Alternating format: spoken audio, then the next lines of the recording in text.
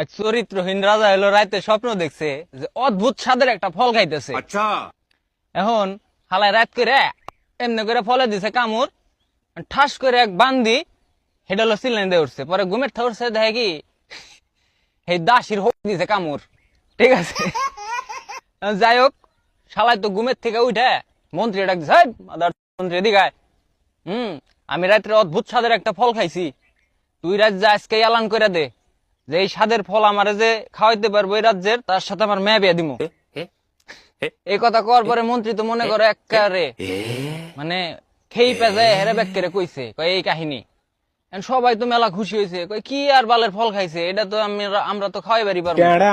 এখন সবাই বিভিন্ন রকম ফল নিয়ে রাজার বাড়ি আইয়া উপস্থিত হয়েছে।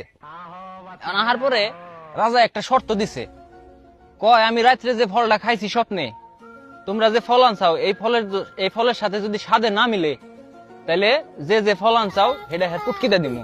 আমার মাফ করে দেন হুজুর। কয় আচ্ছা ঠিক আছে দিন, তা আপনি চেক করেন।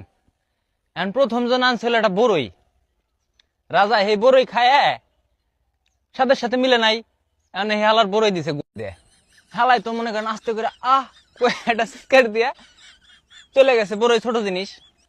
তারপরের জন আনছে একটা কলা, কলা আবার বড় সড়ো। ঠিক আছে, কলা এক কামড় খাইছে রাজা, খায় স্বাদ মিলে নাই, পরে দিছে হালার কলা গুয়াইয়ে।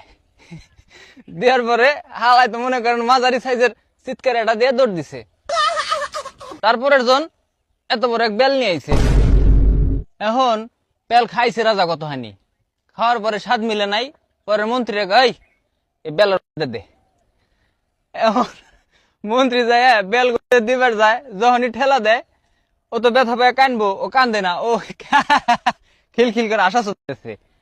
3-4 বার এমনি করছে, করার পরে রাজা তো রাইগে গেছে, কি ব্যাপার, এত বড় একটা বেল ওর দিতেছি, হালায় না কান্দে আসে, কাহিনী কি? পরে ডাক দিছে, কয় দিকে এখনো গেছে।